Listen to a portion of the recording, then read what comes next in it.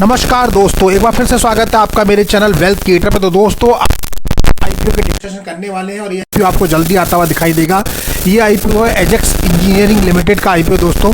तो Ajax engineering limited जो basically काम करती है, जो मैन्युफैक्चरिंग आप देखते होंगे ना, जो कंक्रीट मिलाने के लिए अब जो उपकरण बनते हैं या जो आपने देखा होगा सीमेंट मिलाने के लिए बड़े बड़े जो कंस्ट्रक्शन वर्क होते हैं उन पर जो भी मशीनरी यूज़ होती है उसका जो है मैन्युफैक्चरिंग करती है ये कंपनी बेसिकली। नमस्कार में आप बोलेंगे तो कंक्रीट इक्विपमेंट मैन्युफैक्चरिंग इंडस्ट्री में जो भी उपकरण यूज होते हैं उनका सबका मैन्युफैक्चरिंग करती है। जानेंगे इसके फाइनेंशियल और फंडामेंटल कैसे हैं इस कंपनी के, डिटेल से वीडियो में जानेंगे कि कंपनी के फाइनेंशियल फंडामेंटल कैसे हैं, इस आईपीओ में अप्लाई करना है, अवॉइड करना है और ग्रे मार्केट में अभी क्या डिमांड बनी हुई है इस आईपीओ की। पर उससे पहले वीडियो को लाइक, शेयर और सब्सक्राइब करना बिल्कुल ना भूलिए दोस्तों। तो आइए दोस्तों वीडियो में आगे बढ़ते हैं और सबसे पहले बात कर लेते हैं इंपॉर्टेंट डेट्स की कि इंपॉर्टेंट डेट्स क्या होने वाली है, तो उनके बारे में डिटेल जानते हैं। दोस्तों ये आईपीओ आपको जल्दी आता हुआ दिखाई देगा, यानी कि 10 फरवरी से लेकर और 12 फरवरी के बीच में दिखाई देगा। 3 डेज के लिए अवेलेबल रहेगा। फेस वैल्यू यहाँ दिख रही है ₹1 पर शेयर।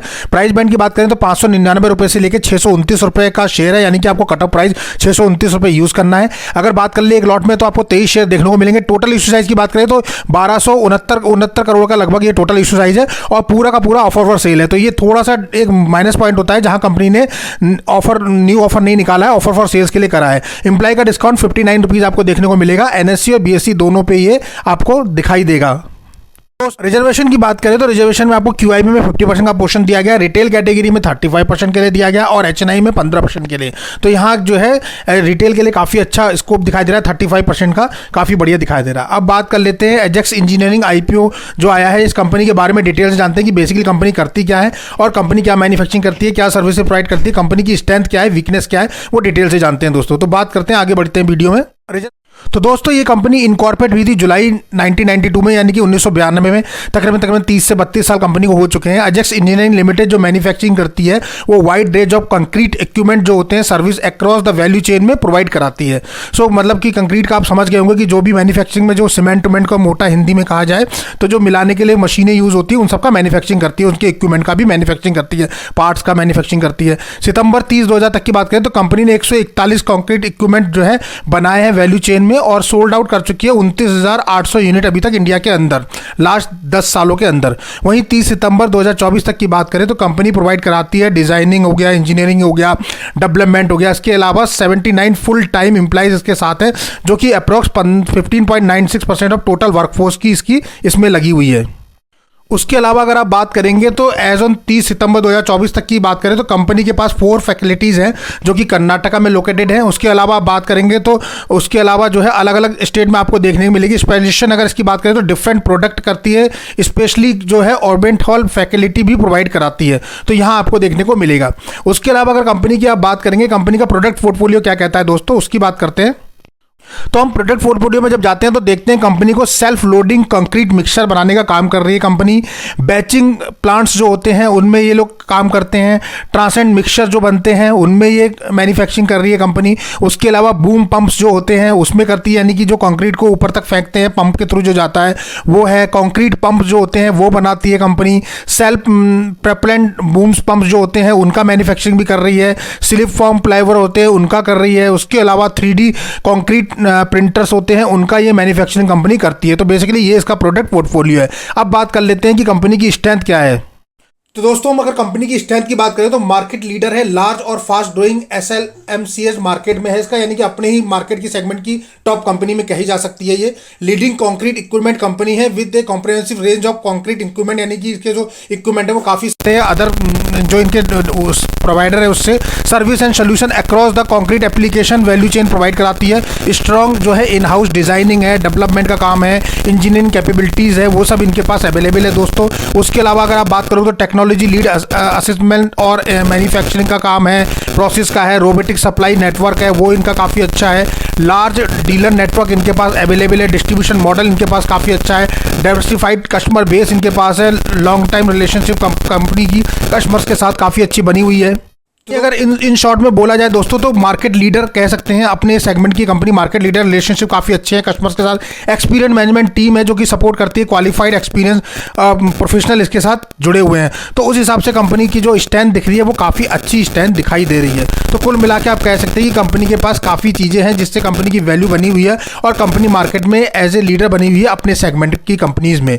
तो कुल मिला के सही है। अब बात कर लेते हैं दोस्तों फाइनेंशियल की। फाइनेंशियल फंडामेंटल कंपनी कैसी है, बिकॉज फाइनेंशियल फंडामेंटली कंपनी के बताते हैं कि कंपनी कितनी स्ट्रांग है और इन फ्यूचर में कंपनी का प्लान ऑफ एक्शन क्या है और लास्ट 3-4 ईयर्स में कंपनी ने कैसा परफॉर्म किया। तो 1 बाय 1 करके जानते हैं लास्ट 3-4 ईयर का।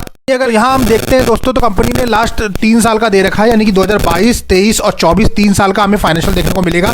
साथ में 30 सितंबर 2024 तक का यानी कि हाफ ईयरली का फाइनेंशियल भी दे रखा है, जिसमें सबसे पहले 30 सितंबर 2024 तक की अगर आप बात करोगे तो एसिड कंपनी के पास 1348 करोड़ के लगभग दिखाई देंगे। रेवेन्यू पीस की बात करें तो 794 करोड़ के लगभग का दिखेगा। Profit after tax 101 crore. Net worth company की 995 करोड़ के लगभग दिखेगी आपको। रिजर्व सरप्लस कंपनी पे काफी अच्छा है 984 करोड़ और उधारी जीरो है कंपनी की, तो यानी कि डेप्थ फ्री कंपनी कह सकते हैं आप।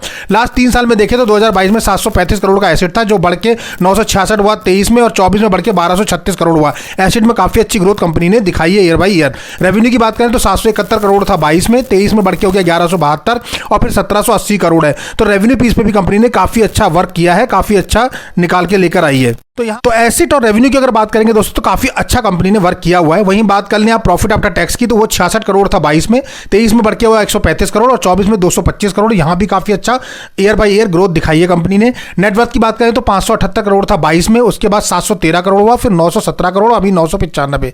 तो यहाँ भी नेटवर्थ पे भी कंपनी ने इंक्रीजिंग ट्रेंड दिया है। रिजर्व की बात करें तो देखिए 575 करोड़ था, फिर 702 करोड़ और 906 करोड़ और आज की डेट में 984 करोड़ का तो कंपनी पे रिजर्व पड़ा हुआ है सरप्लस में। यानी कि कंपनी पूरी की पूरी डेप्थ फ्री है, डेप्थ कुछ भी नहीं है। 7 करोड़ का 22 में था, फिर 10 करोड़ का हुआ 23 में और 24 में बढ़ घट के हुआ 6 करोड़ और आज की डेट में जीरो डेप्थ है। तो यानी कंपनी पूरी तरीके से डेप्थ फ्री है, कंपनी कैश रिच कह सकते हैं आप इसे। और एसिड रेवेन्यू या प्रॉफिट आफ्टर टैक्स नेटवर्थ की बात करें तो उन सभी पैरामीटर पे काफी स्ट्रांग दिख रही है। तो कुल मिला के कंपनी के फाइनेंशियल की बात करें तो वो वन शॉट में काफी अच्छे दिखाई दे रहे हैं लास्ट 3 ईयर्स के। पर दोस्तों हम केवल फाइनेंशियल पैरामीटर के आधार पर ही कंपनी का डिसीजन नहीं लेते, क्योंकि फाइनेंशियल पैरामीटर तो लास्ट 3 ईयर्स के आगे कैसा परफॉर्म करेगी ये भी देखना जरूरी है। तो फंडामेंटली भी कंपनी को एक बार देखते हैं कि फंडामेंटली भी कंपनी कैसी है, क्या जैसी इसमें दिखाई दे रही है फाइनेंशियली वैसी फंडामेंटल भी कंपनी ग्रो कर रही है, यानी कि फंडामेंटली आरओई, आरओसी, डेब्ट टू इक्विटी रेशियो, ये सारी चीजें भी देखते हैं। तो जब हम फंडामेंटली देखते हैं तो कंपनी का जो मार्केट कैपिटलाइजेशन आज की डेट में आपको दिखाई दे रहा है अजय इंजीनियरिंग का, एजेक्स इंजीनियरिंग का, तो वो 7196 करोड़ है। उसके अलावा आप देख सकते हैं आरओई यानी रिटर्न ऑफ इक्विटी तो 24% के लगभग है, यानी 15 से ऊपर काफी अच्छी है, तो एक्सीलेंट कैटेगरी आप बोल सकते हैं। ROC return of capital employed वो भी काफी अच्छा है 32.82, ये भी काफी अच्छा है, 15 से ऊपर है, यानी डबल जस्ट जा रहा है, तो ये भी सुपर एक्सीलेंट है। डेप्ट टू इक्विटी 0 है, 0.0 यानी कुछ भी नहीं है, cash free company, cash rich company है और डेप्ट फ्री है। आरओ एंड डब्ल्यू की बात करें तो 19.39 है, यानी 15 से ऊपर है, ये भी काफी एक्सीलेंट कैटेगरी का है। ईपीएस की बात करें तो 19.68 है और आईपीओ आने के बाद 17.66 रह जाएगा।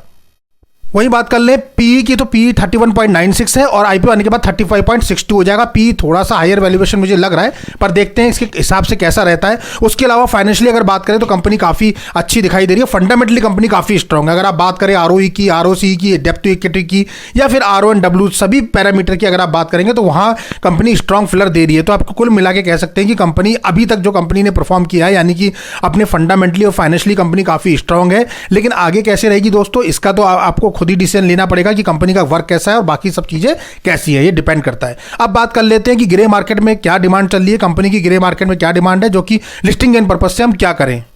तो दोस्तों बात कर लेते हैं ग्रे मार्केट प्रीमियम की। ग्रे मार्केट में क्या डिमांड है, तो आप देखेंगे एजेक्स इंजीनियरिंग आईपीओ का तो 629 रुपए के लगभग प्राइस बैंड आपको दिख रहा है, अपकमिंग आईपीओ है। और जीएमपी जो ट्रेड कर रही है वो 54-55 रुपए के लगभग आपको दिखाई दे रही है।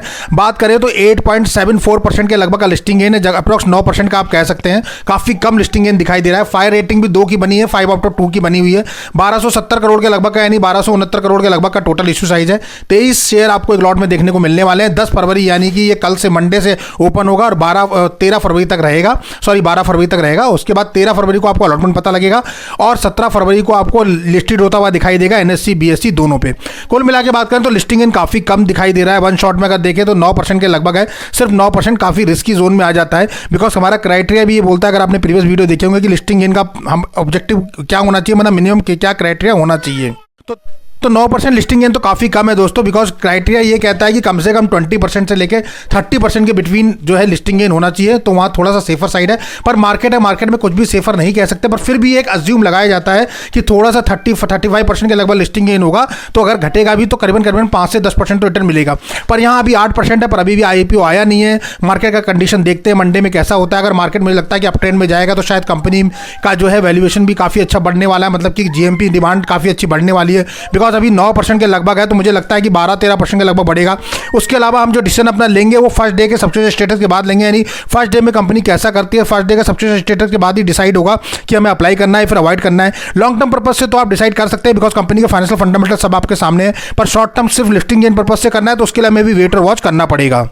तो मुझे लगता है दोस्तों कि अभी वेट और वॉच करना चाहिए और फर्स्ट डे के सब्सक्रिप्शन स्टेटस को देखना चाहिए कि सबके सब्सक्रिप्शन स्टेटस फर्स्ट डे का क्या निकलता है, उसके बाद ही डिसाइड करेंगे। फिर भी दोस्तों एक बात आपको बता दें, यहाँ सारे वीडियो जो है नॉलेज पर्पज से बनाए जाते हैं, कोई भी बाय और सेल का रिकमेंडेशन, किसी भी IPO में अप्लाई करने का सजेशन आपको नहीं दिया जाता है। यहाँ कंपनी के फैक्टर फिगर बताते हैं, कंपनी की स्ट्रेंथ क्या है, कंपनी की वीकनेस क्या है, कंपनी का प्रॉफिट क्या है, कंपनी का ROC ROE क्या कहता है, उसके बेस पर आपके सामने एक पिक्चर तैयार करके रखी जाती है, GMP मार्केट में क्या डिमांड है, सो दैट कि आपको डिसीजन लेने में मदद मिल पाए। लेकिन डिसीजन जो है फाइनल डिसीजन आप ही का होगा, या फिर आप अपने फाइनेंशियल कंसल्टेंट या फिर सलाहकार से भी मदद ले सकते हैं। तो आपको डिसाइड करना होगा पूरा कि आपको क्या करना है, अप्लाई करना है, अवॉइड करना है। पर मुझे लगता है कि लॉन्ग टर्म पर्पज से तो आप डिसीजन ले सकते हैं, पर शॉर्ट टर्म पर्पज से अगर आपको लिस्टिंग गेन है तो थोड़ा सा वेट और वॉच करना पड़ेगा। पहले और दूसरे दिन का सब्सक्रिप्शन स्टेटस के बाद ही पता कर पाएंगे कि क्या होने वाला है। तो दोस्तों अगर आपको हमारा वीडियो पसंद आए तो वीडियो को लाइक शेयर और सब्सक्राइब करना बिल्कुल ना भूलिए। मिलते हैं ऐसी अगले वीडियो में, तब तक के लिए नमस्कार।